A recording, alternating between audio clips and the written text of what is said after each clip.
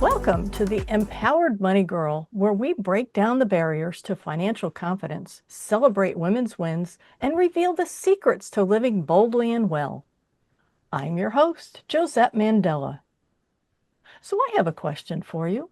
What if every challenge could actually be an opportunity in disguise? Amy is here to show us how it's done. She's an award-winning PR strategist and entrepreneur known for her steady leadership, positive perspective, and ability to guide brands through the toughest challenges. With nearly 30 years of experience in public relations and crisis management, she's worked with industries from sports and healthcare to luxury, automotive, tech, and nonprofits. Amy has been named one of Dallas's most admired CEOs, honored as a top 25 woman in business, and recognized among the 500 most influential executives in her city. She is most proud of the outstanding PR practitioners that she has mentored, developed, and grown throughout her career. She previously served as president of the Dallas chapter of the Worldwide Entrepreneurs Organization in 2023. If you're ready to discover how resilience, strategy, and optimism can transform any situation, you'll love this episode. Please welcome the accomplished, inspiring, and steadfast Amy Power. Thank you very much for having me. And just listening to you read that, it's very humbling. And this, when I get back into my 18, 19, 20-year-old self, this young girl from Georgia that moved to Dallas on a whim for a $5 an hour internship. And here I am on a podcast and all of these things in between. It is very humbling. So thank you for having me. Oh, you're so welcome. So, can you take us back to that time in the beginning? How did the path lead to where you are today? Well, I think, my parents were not entrepreneurs, right? So my mom, both of my parents are still alive. I'm very fortunate. My dad was an executive for EDS and had also worked for the federal government. My mom was an RN. And so the mantra in the house was, you go to college, you get your 4-year degree, and off you go, right into the world. And so senior year in college, I was at a women's only university in Virginia, and I was in my senior year, and I was getting, frankly, very nervous because I thought, I don't know what I'm going to do. I was a communications major. I love to write. I love reading.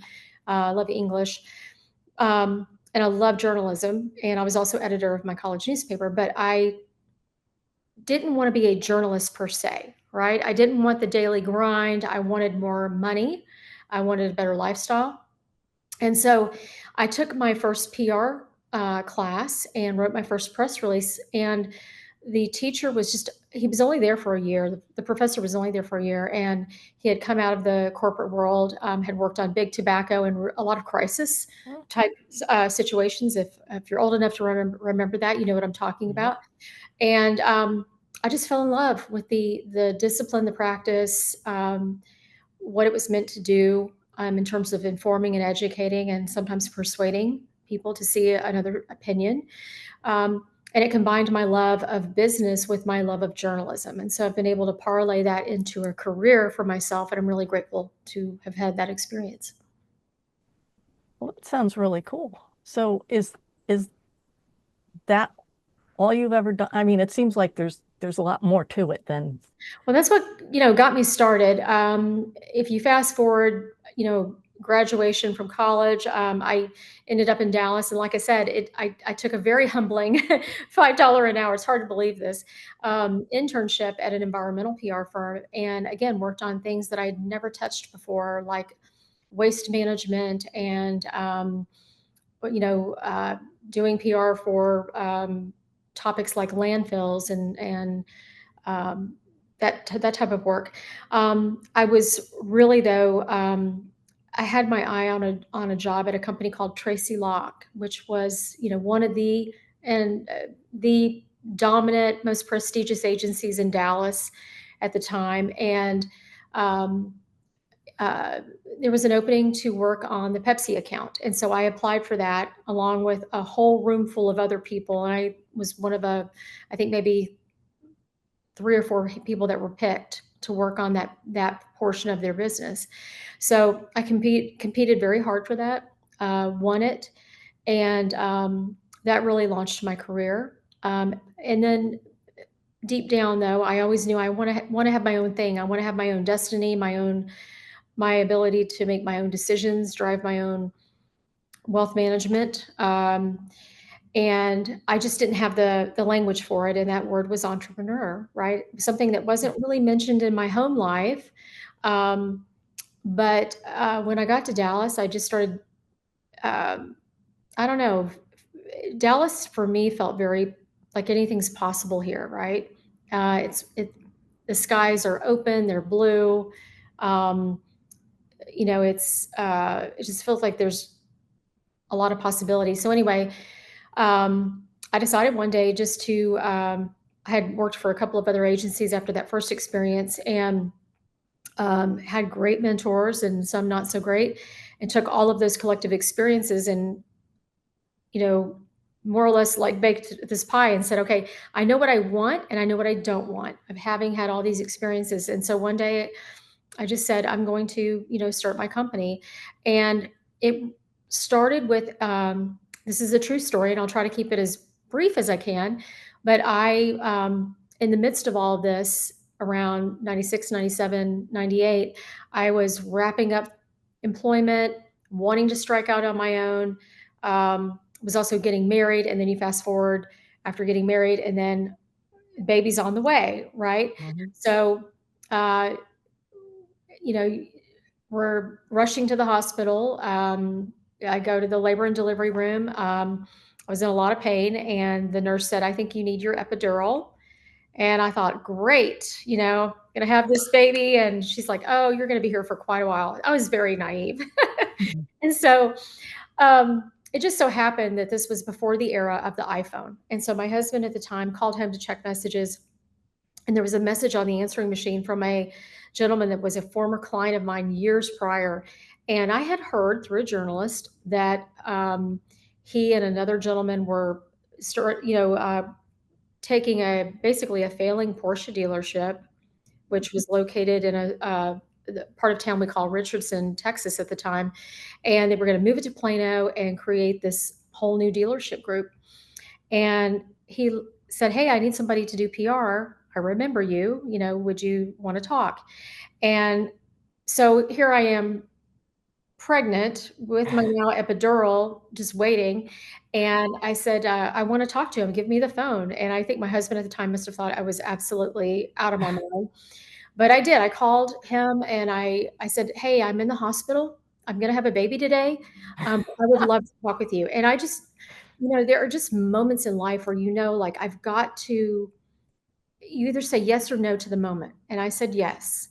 And I just knew it was time to have that conversation. And so I said yes. And I said, I'll be there in 6 weeks. And yeah, I ended up having a C-section, and I wasn't quite ready for a Mm. meeting after 6 weeks, but I went anyway. And left my son with my mother-in-law. And the next thing you know, I have my first client, and we are off and running. The power group is started. So my son and my company have the same birthday for that reason. And that's October 4th. And so this October 4th, we will celebrate 26 years in business and my 26-year-old son. Cool. What a story to be in the hospital delivering a baby and deciding today's the day. I'm going to answer that call and say yes to that opportunity. Oh my God. Um, and like they say, the rest they say is history because That's right. obviously after you got the first one, it's easier to get the second one and Yeah, you start building a reputation for yourself. And, a lot of my business in the first decade was just built on word of mouth. You do great work, you get referred. And this is a funny moment. At the time, it didn't feel so funny, but um, I was driving somewhere, and I had amassed a number of clients, and I was running the agency myself, solo. And there was a talk show. It was on AM radio at the time, and it was all about finance, money, creating the life you want. And I can't even remember the name of the show, but the guy said, and I quote, if you can't go on vacation, all you have done is created another job for yourself. He was talking about entrepreneurs, and I thought, I just literally was banging my head against the steering wheel thinking, that's what I've done. And so I either Mhm. have, this is another moment. I have to make a choice now. Do I scale or do I stay small? A solopreneur, right? Right. Hmm. And, as a woman in business, I, especially early on, I kept running into situations where people would say to me, and I wasn't necessarily asking for this guidance, but they would say, "Oh, you don't want to mess with that. That's a pain." I actually had a tax accountant say to me, "You don't want to incorporate." Really? I was interested in setting up an LLC and exploring all of the different facets of that. And I couldn't believe the advice I was being given. And so then I started talking to other entrepreneurs, other women entrepreneurs that I knew. And they said, well, this is how I have my company structured. Let me share with you what I'm learning and how I'm either doing it or how I have done it. And I just thought it was really strange. Not man bashing or anything like that, but I just couldn't believe what I was hearing from somebody that I'm trusting, and I need professional Hmm. guidance and advice. And why would you tell me not to grow, not to pursue more? Right. So that sort of carries me into my vision or my mission rather, for creating businesswomen, which is the purpose of the Power Group. And yes, we tell our clients stories. We do crisis management. We do all these things to further our clients' business journeys. But at the core piece of it is the purpose, and that is to create businesswomen. And Mm. I'm the first businesswoman that I created, right? Right. So, when I reflect on some of those moments that my team doesn't really, uh, they probably have either not heard me tell that story or they're just not part of that first decade, right? Hmm. Um, that's why I'm so passionate about it. So, in relation to figuring out what does a business look like, and despite having some less than stellar advice from the people that at that point you were kind of relying on for your financial advice, and then finding out other women were doing different things, and kind of picking and choosing what felt right to you. How would you define financial independence? And do you feel like you've achieved it, or is that still a work in progress for you? Um, I think it's still a work in progress. I've done a lot of amazing things that my 18, 19, 20-year-old self would not have believed possible, right? Mhm. Um, I think that the things that I have done are, and again, I'll jump into EO for a second. Entrepreneurs Organization is sort of a sister organization to YPO, which more people have probably heard of.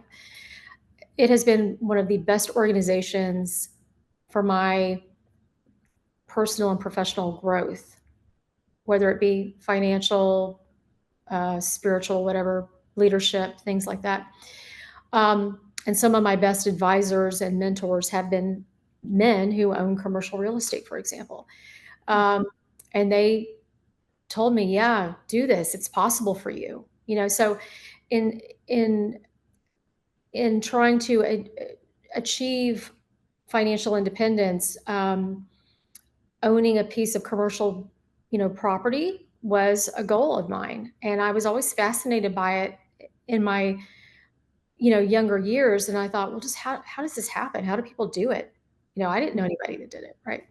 Right. And it sounds so silly to say it like that now, because now I'm like, I'm ready to go buy my next property. I want to do it again. But I think it's just always a work in progress. But the one thing I would say to a listener who's in their 20s is start now, because people are living longer. right? The runway is longer. I mean, my parents are both 89 and still thriving and driving cars, you know? Yep. So my point is that, um, you know, I, you don't know what life is going to toss at you, right? You can go Mhm. through divorce, you can have a major medical event. There's so many things that can really wreck your finances. For me personally, you know, I went through a divorce, and it, you know, was the right choice for me, in terms of maintaining and creating financial independence for not only me but my two children. I also have a daughter, so um, you know, I cannot emphasize enough, how important that is. And I will share this story with you. And I think also this is what was always the tape that was always running in the back of my head. But my dad called me when I was, I believe, a sophomore in college.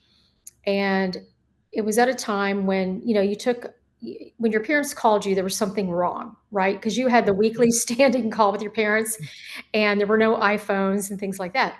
So if they called, out of the blue, you're thinking, oh gosh, somebody's passed away, or my parents are getting a divorce. What's going on? There's some major trauma happening. So, but my dad called just to talk, and he said, Amy, I've been reflecting on this, and so now I'm in my, you know, mid 50s, right? Yep. My dad was probably in his mid 50s when he called me as a young college student, and I'm thinking about this mindset of his, which was really way ahead of his time, I think, for a man, in that time period. But he said, look, I've been thinking a lot. He said, a lot of our friends in the neighborhood are getting divorced. I'm seeing these women suffer Mhm. and, not have a career, not have any financial independence, not have jobs. They're sort of at the mercy, or they're just being left out in the cold and really struggling. And um, he said, promise me you will always have a way to provide for yourself. And you know, I was Mhm. probably a lot more flip at the time. I was like, "Sure, dad, I get it," you know how kids are, right? Yep. And I was like, "I hear you, I hear you. I will, I promise." And I've always been very career minded. I've had a job since the age of 15, but I really did take what he said to heart. And I'm so glad I did, because if I had not worked, had not built this business and been intentional about scaling. And I could have been intentional about keeping it small and, you know, maybe just a little boutique type company, but I wouldn't have the security that I have now, right? Mhm. And I just think that if there's one message that your listeners, I don't care if they're male, female, uh, they need to hear, that you have to be intentional about creating this for yourself. Nobody's Mhm. gonna rescue you, you know? Yes. And I don't care what strata of the economy you come from. There's no guarantees. Agreed. And that, yeah, that is such perfect advice because like you say, it really doesn't matter whether you're male or female. If you've grown up in a household where money wasn't talked about, and there's plenty of households where either it was if it was talked about, it might have been in a negative context that, oh Right. no, money is evil or something like that. So now you're in a place where you're like, oh well, I could take another job and make more money, but oh no, I can't do that because then I'll make more money than my parents or some other crazy theory that you've got running in your head, and that leaves you, like you say, in a position where someday down the road when something, the economy goes bad or whatever, if you haven't figured out really how to hold on to money and grow your wealth, now what? Yeah. Rely on Yeah. the kindness of strangers? Right. Right. And as an entrepreneur, I mean, we are. uh, I don't want to say more comfortable. Well, I guess we've chosen to take a risk with our money, right? With the goal of, creating wealth, creating independence, creating wealth for others, which is certainly, one of my goals too, with my team. But you do have a higher risk in some ways, right? And so that's when I say I'm never done. You asked me that question earlier. No, I'm not done. I'm always creating. I'm always wanting just to have more security. And I think that's more prevalent with women. I honestly, I don't. Maybe it's a myth. I don't know, but you always hear that women want security. Mhm. Maybe it's true. Maybe it's. I think that's actually probably true of anybody, not just a woman. Yeah, I think we hear it more from women Mhm. because and I think part of it might be that maternal instinct is that we're looking from the perspective of not just us, but for the family unit, whatever that might look like.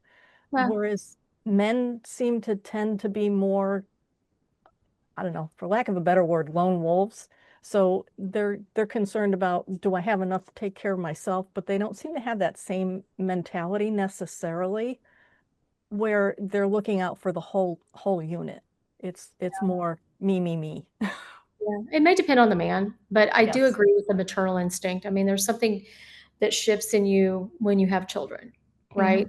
Hmm. Um, I was all about me, you know, until the proverbial clock started ticking, and I had all of a sudden this desire. I'm like, maybe it's time to have kids, you know. Um, but yeah, I mean, when I think about what I say to myself in terms of this business, and actually what I said to myself towards the end of my marriage, when I knew like this is not going to last and I need to get out, um, I I thought I have to create something that's for me and my children. And that's just me, what said to myself and what I say to myself every day. Um, So what advice would you have for women who are looking to start building their financial independence, especially if they've relied on a partner for their stability up till now? um, if they're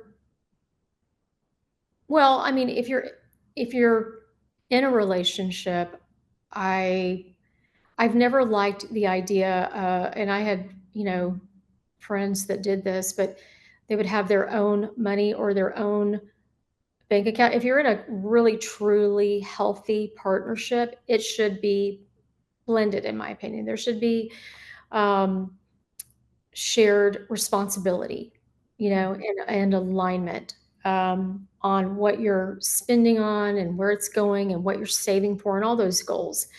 And there's some great workshops that are around today for people that really weren't accessible when I was much younger. Um, there's family workshops, one of my friends in EO, her name is Ann Shu, and she runs a workshop called Know Thyself.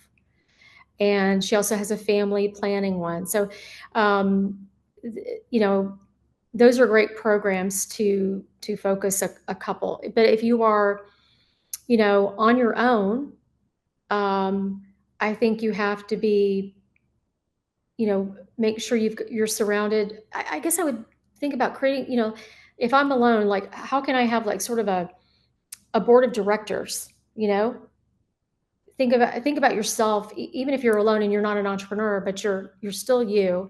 If I think about Amy as a business, what would I want to put around me to give me the best possible advice? Financial planner, legal, um, now we have resources like chat GPT where you can, you know, dig and find information. Again, I'd want to always validate that with a human being, but it does advance your knowledge in ways that we didn't have access to a few years ago. So I think that would be some solid advice, and I think also you have to look the numbers in the face, right? Hmm. One of my friends, he gave me this advice, and he's like, if I just look at the numbers, I'm less scared. It's so much better to acknowledge, like, hey, I've got a gap and I've got to work this much harder to fill this gap than to just pretend like it doesn't exist or to ignore it, put your head in the sand, right? Hmm. And I had a great business coach. She said, what you resist persist. And I think it's Yes. a pretty common phrase these days. But Hmm. the first time I heard it, and I thought, oh my gosh, and at that, it sounds crazy, but at that point in my business, I was telling myself this story. Well, I'm not good at math. I don't like numbers. Well, turns Hmm. out I'm pretty good at math. I'm pretty good at business math, right? Yes. I like it more, and I've forced myself to look at the numbers and just accept that what I'm looking at is true. And Mhm. okay, well, if I want to move the needle on that, I got to do this. And Right. so, that's a lot of guidance wrapped up into that answer, but I mean, there's some good takeaways there, I hope. Yeah, and I like that you really have to. My philosophy is you have to make friends with your numbers, That's because if you a great way to say it. because if you like you say, if you don't know what your numbers are, then how do you know whether you're doing well or poorly? Right. You have to be able to look at the numbers and understand the numbers, and it doesn't require spreadsheets or lots of math. Once you understand what the numbers are and what you're looking for. So, yeah, I love that advice. Um, I think for young folks, you just have to start early. You know, yes. again, my dad, he sat me down at 18. He took my brother and I to a financial planner, and he said, "We're going to create a retirement savings plan for you." It wasn't a 401k. Well, And it depends. It probably was a traditional IRA at the time. right, right. And you know, uh, for me, it was a very boring meeting, Mm. and I couldn't get out of there soon enough.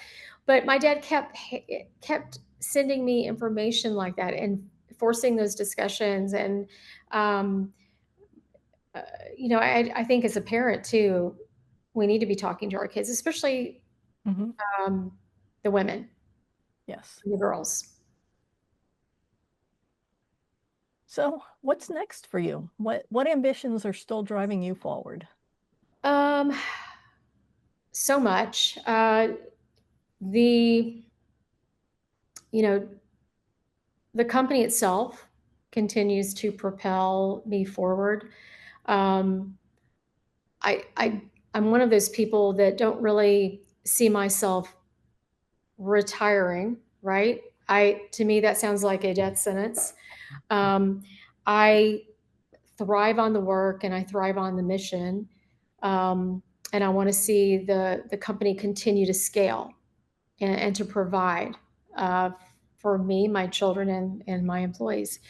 Um, there is an Amy 2.0 out there, and I'm working on figuring that out. I love so many things. I have a very eclectic taste in terms of like my personal design, and I think I also have a very eclectic um, mindset. I don't know what else to call it, but I love so many things. I told somebody not too long ago, I wish there were like 10 versions of me. One that could live in the country and have horses, and one that could be a city gal, and one that could, teach English in, you know, a foreign country, So there's just so many things. And so I'm trying to get some clarity right now on like what it is that I want. Um, but I know what I don't want, and um, I don't want to be in any kind of unhealthy relationship. I don't want to, have an unhealthy company. I Mhm. don't want to have an unhealthy body. Um, I want what's best for me and my people and my kids. And so, whatever brings me that is part of this 2.0. Well, good luck with that. And if there's one message you could give to the women listening today about owning their own independence, what would it be?